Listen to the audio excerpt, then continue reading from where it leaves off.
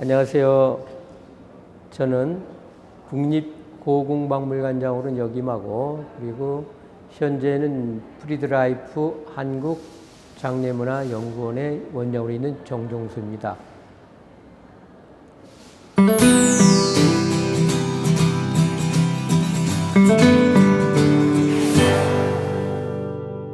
장례하고 이제 상례 범위가 있는데, 그럼 장례는 뭐냐?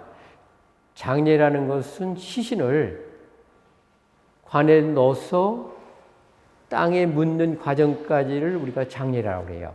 그럼 상례는 뭐냐면은 부모님이 돌아가시면은 수리를 입혀서 땅에 묻고 그리고 탈상을 해서 상주가 상복을 입고 그 벗을 때까지 기간이에요. 그게 만인인데 3년생이냐. 그래서 이 상례를 한다고 그러는데, 그러면은 장례는 상례 속의 일부분이에요. 그러니까 요즘에 이제 치르는 게 뭐냐면은 상례는 거의 없어졌어요. 뭐 삼면상 이런 거 뭐 하는 데도 없고 또 모르는 사람들 많아요. 그럼 뭐가 있느냐? 단지 변형된 그 장례 풍습에 장례까지 절차만 이제 남아 있는 것이죠. 지금 이제 국립민속박물관이죠. 경복궁에 있는. 거기에 들어오고 나서 무언가 이제 나름대로 그 전공을 이제 정해야 되는데 남이 안 하는 것을 하는 것이 좋겠다. 그런 그 소위 이제 어드바이스를 해 주시는 거예요. 그래서 이제 장례를 공부를 하겠다 보니까는 이게 범위가 너무 넓고 그리고 어려운 거예요. 그래서 일단 이제 이 분야를 이제 남들이 하지 않으니까 내가 하면은 그래도 훨씬 더 앞장서 나가지 않겠느냐, 그런 생각에서 이제 하게 된 것이죠. 사실 장례를 전공한다, 이렇게 연구한다고 이렇게 내놓고 해서는 없어요. 최근에 들어가지고 이제 왕실 문화 연구가 좀 전보다 활발해졌어요. 그래서 왕실의 뭐 국장이라든지 이런 것들을 이제 조금씩 이제 다루게 되는 것이죠. 우리가 이제 교부 같은 데 가면은 장례문에 대한 단행본이 거의 없어요. 그 얘기는 뭐냐면은 그만큼 그 분야를 연구하는 학자들이 적대는 것이고, 또 하나는 그 이면을 들어가면은 그 장례, 상례 이런 것들을 공부해서는 취직이 잘 안 된다는 거예요. 요즘에 보면은 전부 다 삼배로 이제 그 수의를 입히기 전에 이것을 전통적인 수의로 알고 있는 거예요.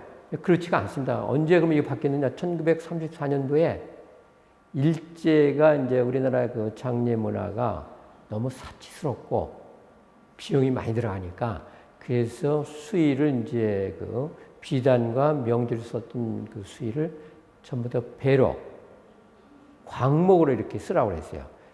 그것을 이제 아예 법으로 이제 그 규정을 했어요. 그러다 보니까 그것이 이제 남아 있어가지고 지금 이제 삼배가 최고의 그 수위를 이제 증갑을 시킨 것이죠. 그래서 우리가 그 보통 그 옛날 무덤들 있죠. 조선시대 무덤을 이제 이렇게 이장을 하다 보면은 그 수위들이 굉장히 많이 나오거든요. 거기에서 한 번도 그 삼배로 수위를 만든 것이 나온 적이 없어요. 그리고 또 하나 이제 재미있는 현상은 뭐냐면은 검정 옷을 입잖아요.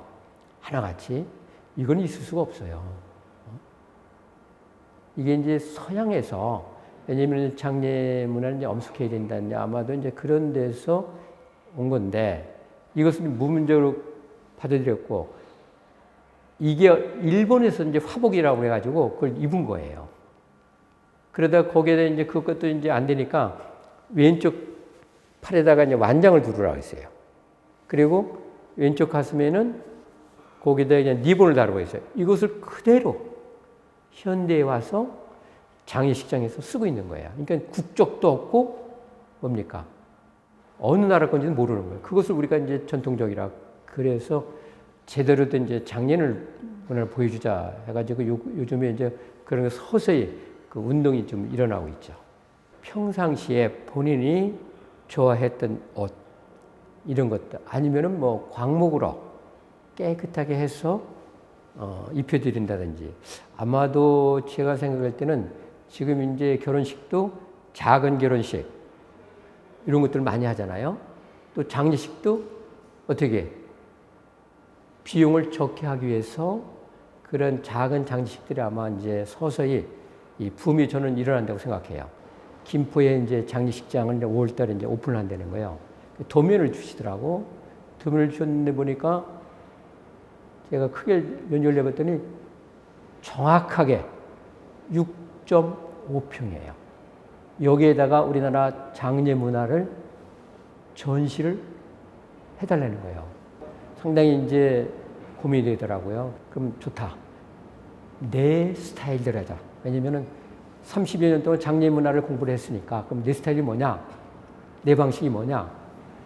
그래서 시대를 나누지 말고 어느 한 시대만 넣는 것이 아니라 이걸 통시적으로 과거부터 현대까지를 다 넣어보자. 예전에 문화재 총장을 지냈던 분이라든지 박물관에 계셨던 고고학자들, 그다음 미술사 전공자들, 하여튼 그 분야에서 전문가. 예를 들어서 목관이다 이거야. 그럼 시대를 알 수가 있잖아요. 그러면 실제는 관을 짜는 목수들 이런 분들 불러서 하나하나 체크를 하고 또 그렇게 함으로 해서 이제 유물에 대한 것을 정확하게 우리가 이제 평가할 수 있고 가격도 매길 수 있는 것이죠. 그러니까 거의 이제 국립박물관에서 하는 그 절차를 거의 따라서 이제 하기 때문에 훨씬 더 이제 제일 시대가 올라가는 것은 고려 말, 조선 초기, 고려시석관 지석이 있어요. 이런 게 있고 그 자료에서는 정조대왕이 돌아가셨을 때 국장을 치르잖아요.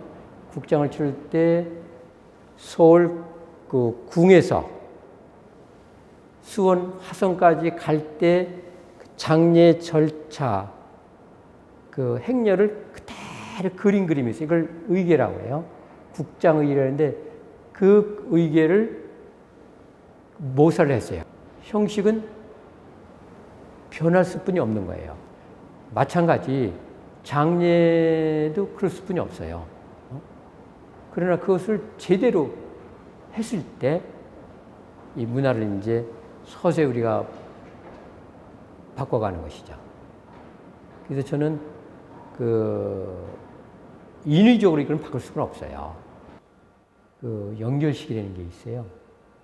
그냥 가기 바빠가지고 마치 도망치듯이 하는 거예요. 그분이 뭐 높은 벼슬에 있었다, 뭐 장관을 했다, 또 아무런 관직이 없이 그냥 평범히 지냈다. 그런 계층이 없이 그냥 그대로 마치 신을 있잖아요. 막 처리하는 그런 것들을 많이 볼 수가 있어요. 그래서 그것만큼이라도 그 장례 지사들이 그 시간도 많이 안 걸려요. 그 절차가 몇 개가 있는데 그런 것들을 지켜주면은 훨씬 고인에 대한 예라 되지 않을까. 특히 우리가 노숙자라든지 또 최근에 뭐 고시원에서 돌아가신 분 유가족이 없잖아요. 그분들을 이제 물론 이제 시에서 이걸 장례를 치러주는데 할 때 최소한의 의례는 지켰으면 좋겠다는 바람이죠. 우리나라 이제 장례 문화가 좀 더 전통을 알면서 그 전통을 현대에 맞게끔 형식이 변해도록 거기에 적용시킬 수 있는 문화를 보급하는데 일조를 해보자는 생각에서 현재 근무를 하고 공부를 하고 있죠. 유물들을 이제 구입을 하게 되면 나중에 몇천 점이 될 거예요. 그러면 거기서 다시 뽑아서 전체적인 장례박물관, 세계 장례박물관을 만드는 것이 이제 하나의 꿈이죠.